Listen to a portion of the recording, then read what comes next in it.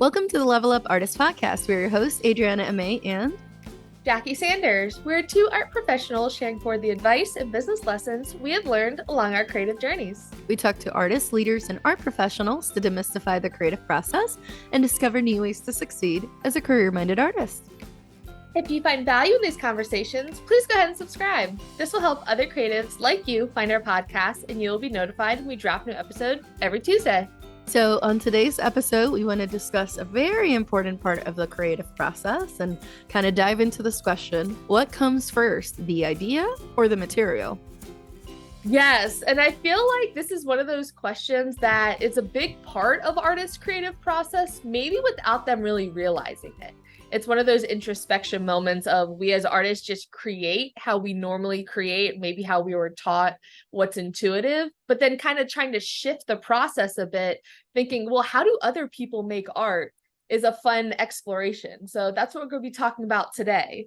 And the idea of making artwork with the idea first is really when you're leading with an idea, a concept, and the meaning that maybe you want to get out of the piece, the meaning you want other people to get out of your artwork, your experience of seeing it. And I feel like this is a huge part of how I work. A lot of my work starts by journaling, and then that journaling of idea evolves into sketches and then into final paintings and pieces themselves. Not in that the pieces are exactly representational in any way. I do a lot of abstract geometric work, but the idea of imposing balance and order on top of chaos is a huge theme from piece to piece. So almost journaling about real life events, about experiences, and then extracting the emotion out of it that then inevitably will affect the artwork that I'm making. So really focusing on that idea and the emotion first, and then seeing what artwork do I want to create that represents or embodies that emotion. Yeah. And this is definitely something that's common for artists that are like specialized in abstracts, because we're not depicting something realistic. It'd be different if you were, say, a portrait painter and you were trying to, explore some of the themes or maybe some social messages about, what happens with a specific group, or maybe like the interiors of a home and things like that, where it's something that the viewer can automatically identify parts of it. Whereas with abstract, part of the most liberating part of it, and actually some of the hardest parts of it, is the fact that you're trying to many times explore, it could be a memory, at least in my case, that's what a lot of it is, or, trying to portray or convey, if you will, like fascination with different things. For me, it's like nature is a lot of it. While creating abstracts that also I want to evoke a specific feeling in the viewer, which could be like joy, playfulness, tranquility. Those are some of the ones I look into, but it could be different. This is also kind of something to think about. I mean, this could be something that you apply either on individual pieces or on actual bodies of work or actual just specific collections of your work. So depending on the artist, some people will apply this kind of idea first to just one piece at a time. But they might say, or others will say, actually, I want to impose this idea to a different series. And by making 20 pieces about this, or in 2023, 2024, whatever it is, for a specific time period, they're exploring that idea through the work and trying to interpret it through that. Yeah, exactly. And especially when thinking of creating those bodies of work, right? A huge advantage of focusing on the idea of it first is that there is a focus concept unifying all of the work, right? There's that emotional resonance that the viewer will have when interacting with your artwork. You say, oh, you're going to experience these pieces, and the goal is to express X idea, and I want them to leave with Y emotion or moment of reflection. And another advantage is that it's really limitless in terms of the possibilities of what you're thinking, what you want to evoke with the body of work. And they're inevitably very personal, honing in on those personal concepts and ideas that as you become more personal with the work that you're making, it becomes universal.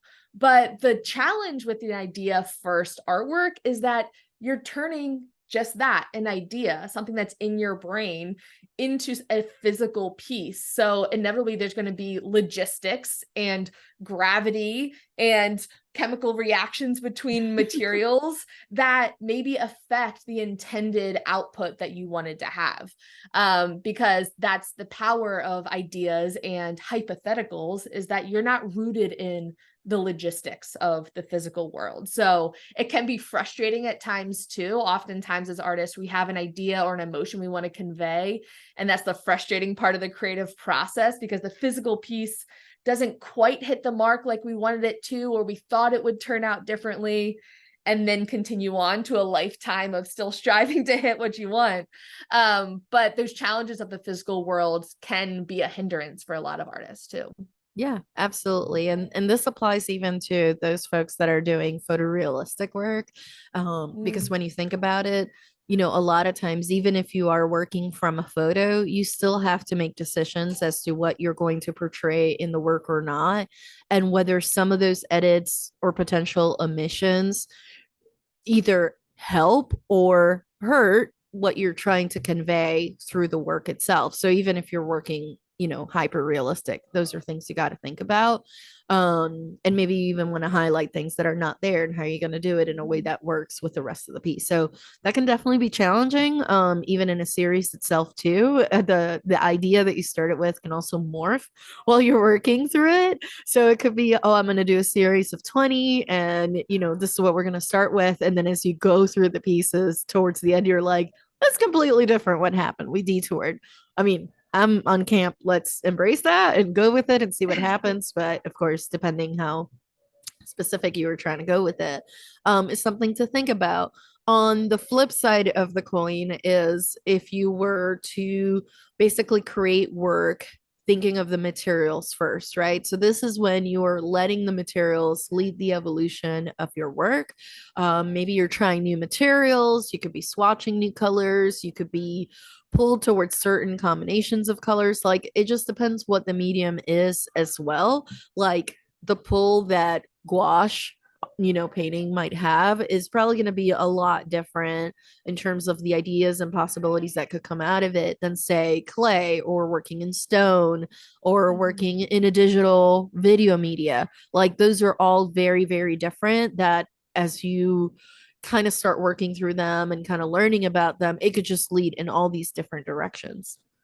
Yeah, and I think that's a great point to bring up, in that some materials are more conducive to exploration and play and discovery than other materials that may be viewed more as a tool, in which you have to be the one driving the car, so to speak, and telling it what to do, how to work. If it's a very, like clay, for example, there's a very strict process in terms of you have to do this step first, and then this step, and then that step, versus other mediums.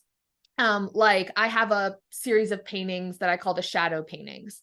And so it's the combination of acrylic paint on panel with mounted panels on top that are transparent plexiglass that have geometric lines on them.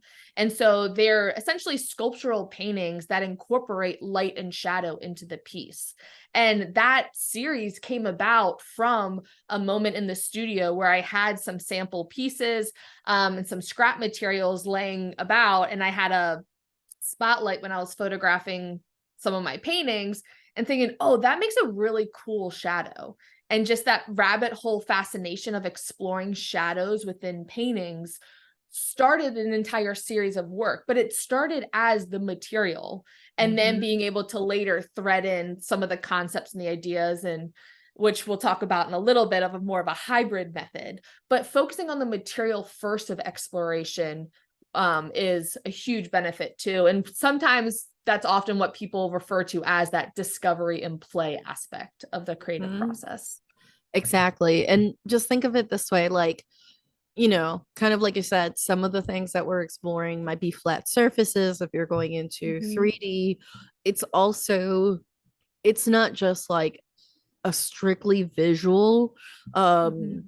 area that you're going into, as in like, you know, flat surface depiction. Now you're talking about things that take different spaces and how do they interact, and it's like more three-dimensional, and it's almost like it almost works like different parts of your brain logistically, right? Like how to apply oil paint to a canvas versus how to mold this thing out of this other material and what rules are associated with that. They all have rules, but it's how can they develop, or basically how do they come out, right? And what do you have to follow, what can you break, essentially, as part of it too. Mhm. And that's something that over time that you'll start to learn. So some of the advantages of starting with the materials is the idea of like you can explore, more tactile surfaces, or let some of that tactile response lead you to new ideas. Ooh, it feels like this should go here, this should go there. The way I push into the clay and it reacts this way, like it can lead to something a little bit different. Again, with oils, the way I press it this way, or if I use this medium with it,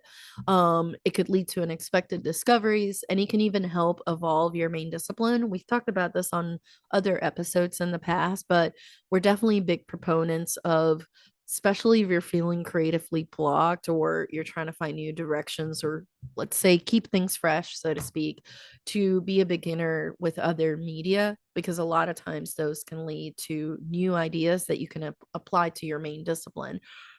So we took like a wood, what was it, like a wood block printing class, you and I, like a few years Mhm. ago, and then that triggered different ideas of like textures and some things that could be like we're creating shadows and things of that nature, that could perhaps have come out in our work later, maybe not directly, but it could have led to some Mhm. ideas. So that's something to think about.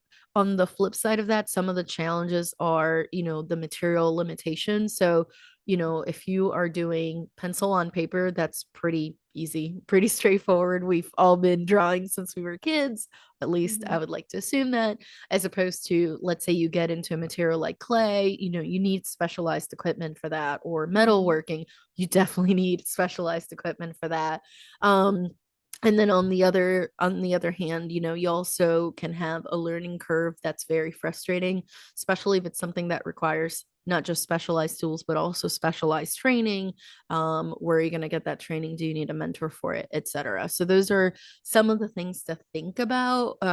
Yes, lead by materials is great, but then also before going in down the rabbit hole of like this feels great, I want to go down this way, it's also to think about like, okay, but are there any limitations with this that I need to be aware of before I kind of go all in on this, exploratory materials first type of approach. Yeah, and that's definitely something I think a lot of artists think about when most of us have a hybrid version of these two strategies, right? Either idea first or material first when igniting the start of a new series or a new piece of work. But many artists don't adhere to just one approach for the entire duration of their creative process. We're often balancing and embracing that creative growth that happens kind of between those two levels of your creative process, exploring the material, but then what does this mean conceptually? And then, oh, this is what it means conceptually. How do I communicate that through the materials that I'm using? Because the concept first allows you to have that unique point of view, that cognitive bias of what you're trying to share with the world, which is great. Of here's my point of view, here's how I view the world. But you can often then overthink an idea so much to where you overwork it before you even start the creative process. I know I am definitely guilty of that. But then the material first is great in terms of you're able to remain present. So oftentimes artists will maybe overcorrect their overthinking of concept first by going material first, stay super present, really focusing on the intuition and that the subconscious ideas of let me just continue this creative exploration. But then the downside of that is having to say, okay, I made this whole body of work of stuff. What does it mean? Does it need to mean anything? Are there deeper concepts that I'm trying to communicate? Or is it simply material exploration for material exploration's sake, which is also a very valid form of artwork? So both concepts or both strategies have pros and cons. And oftentimes as artists, we're weaving in and out of both of those. Yeah, absolutely. And I love the idea of like you mentioned, starting with the concept, right? Starting with the idea to give you at least, like, I know some artists that don't, right? They literally go materials first, they react to it. Mm-hmm. The idea can come later, and that's great. But I actually like I like basically the approach of you do start with that idea, right? Then you work into the materials and then you adjust accordingly. And then either that idea morphs or you remain with it, but maybe you kind of like pivot around it as necessary. Mm-hmm. So basically, with all that saying, like remain flexible, give yourself some grace. Like things may change as you go through it. But at least personally, I am the kind of artist where I'm like, yes, the exploration might be determined by the materials and what I'm drawn to and things like that. But normally, if I'm sitting down to create a body of work, and once again, we have episodes on that, on creating collections. I do like to start with that idea. Otherwise, it's too tempting to continue in that exploratory phase and letting the materials lead me without having an actual output, which is great. Like if I wasn't selling my art or needing it as an income stream, then whatever, like I could just play forever, and that's fine. But because there is a necessary output that I need out of it, I need a plan essentially and Mm-hmm. give myself the parameters of this is playtime, this is exploratory research and development, if you will, but then now we have to get the, you know, this is my job professional hat on and say, okay, so how many are we going to get out and by when? Right. And Mm-hmm. this is too like something I like to think about and something I've been doing in my practice over the last year and a half, 2 years almost now, of knowing that like by taking this more flexible approach of allowing other media to be part of my of like art evolution, if you will, I've come Mm-hmm. to a point where sometimes you can like tie those approaches together. As an example, like I've been building ceramic sculptures that I paint with acrylic paint, and I've been a painter most of my life. I've been a sculptor for, the last year and a half, 2 years, whatever, and like now found a way to bring them together.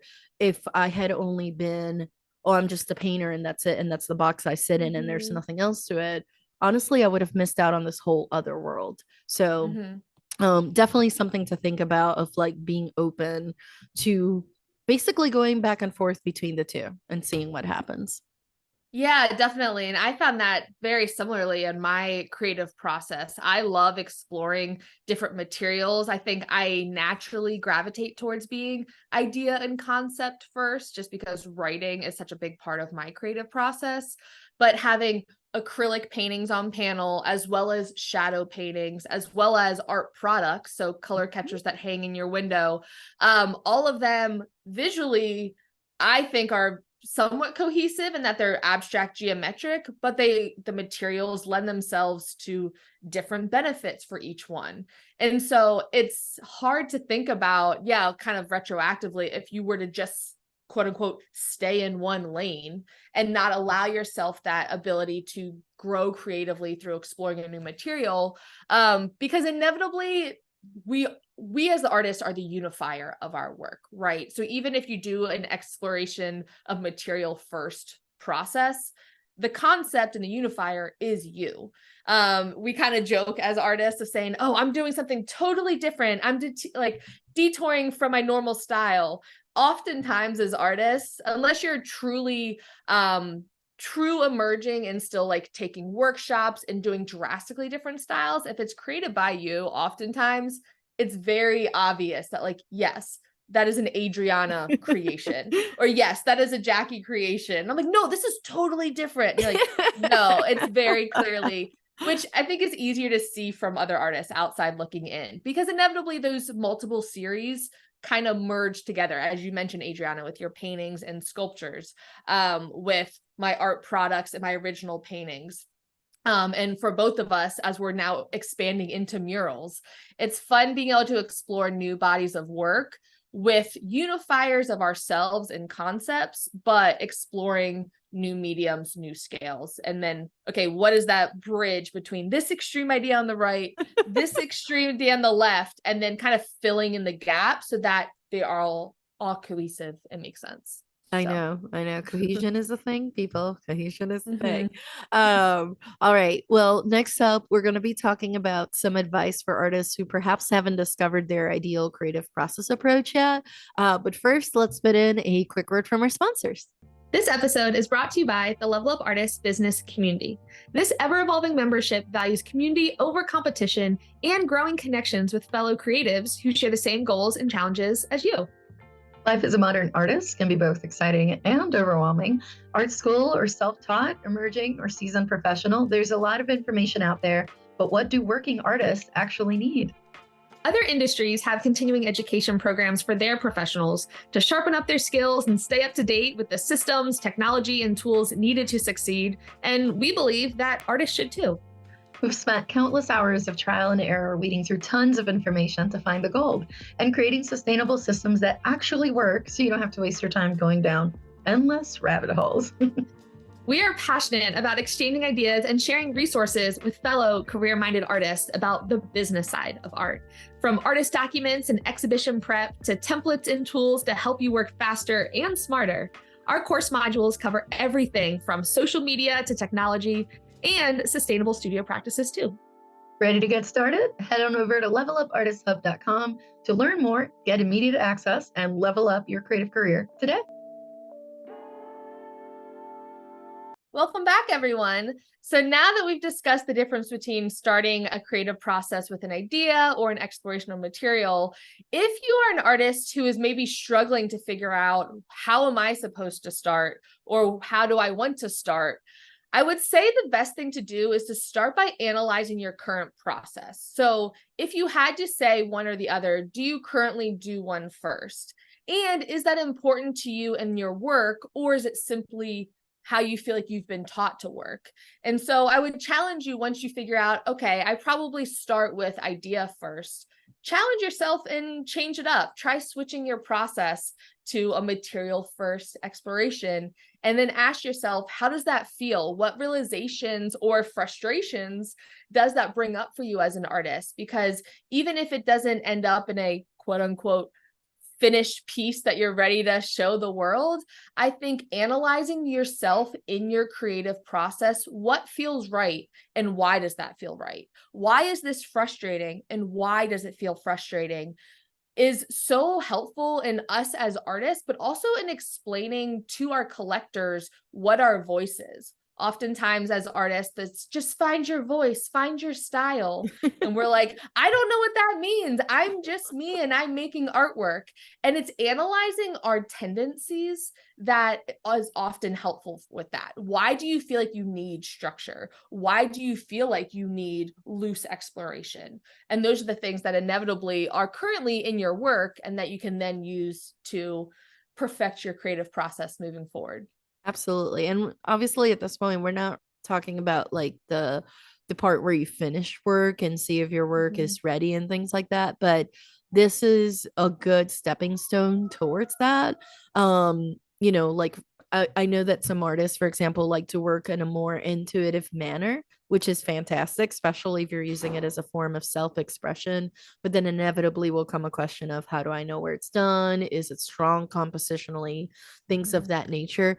And by you switching it around, it's also a way to consider whether or not you're working in autopilot almost. Like, is this you're just following what you learned in primary school, elementary, etc., right?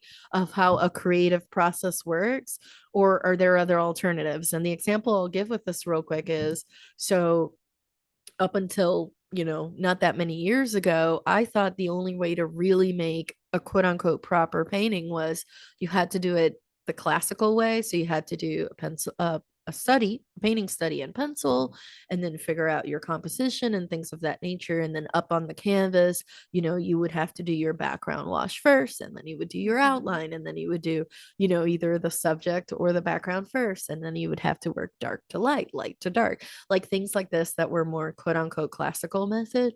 And then I took an intuitive painting class, which turned it all topsy turvy. And literally, the class starts by making a mess on the canvas.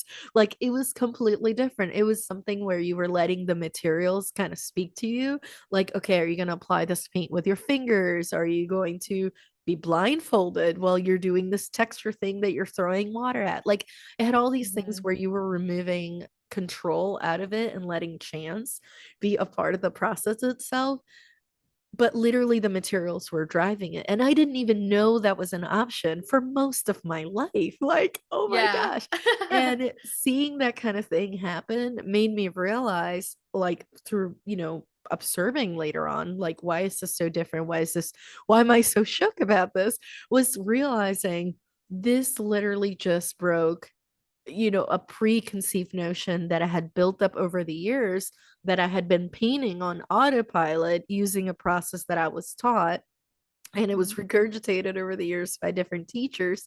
Nothing wrong with it, by the way, but it just turned out actually that's not the way I like to work either. Once I realized there are other ways to do it, I was like, why am I doing it?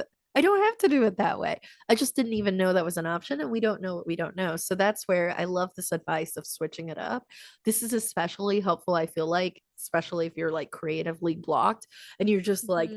I don't know what's going on. Every painting I do or whatever your media is, like, it's just not turning out. I got nothing, we go through those Yeah. phases of like, that's it, I'm done, like there's nothing left. My creative energy is Depleted empty forever. tank. Yeah. Yeah. And honestly, it just means your tank is probably like on low and you need to refill it, honestly. Right. But that's where I find that exploring a new material and experimenting, especially if there's something tactile about it, or like you mentioned, Jackie, like journaling, sketching, like just letting yourself ideate on new art concepts when you're kind of wearing your beginner hat on Mhm. something else, a lot of times will lead you back to your own medium and back to your path, so you can evolve and continue doing the amazing work we already know you're doing. Exactly. And for all the artists listening, just remembering that the creative process is different for every artist. And it can even change from one body of work to another. But the goal is really to be aware of how you prefer to work and how these aspects of the creative process can change when you change your creative output. And it's a great way for us as artists to better understand ourselves and the work that we're bringing to life, both to have a good experience in our process of making art, but then also better explain it to the world as we share it with collectors and visitors. Yeah. So as we wrap up this episode, we hope you kind of sit down and think whether you consider yourself a quote unquote, real artist or not. Definitely consider with your creative endeavors, kind of like, are you following autopilot? Are you letting the materials, kind of speak to you? And yeah, try to switch it up and see what happens. And as always, our blog will be linked in today's show notes, where you find episode notes and link to all of our other podcast episodes. And if you want to stay connected with us in between episodes, share your feedback, or have a question you would like for us to answer on the podcast, go ahead and reach us through social media. I'm at May Art across all platforms. And I'm at J Sanders Studio on all platforms. And if you want to follow the podcast, we are at Level Up Artists on Instagram. You can also visit Level Up Artist Hub to join our business community, get immediate access to templates, resources, and core modules to level up your creative career. Thank you so much for listening. We'll talk to you next week.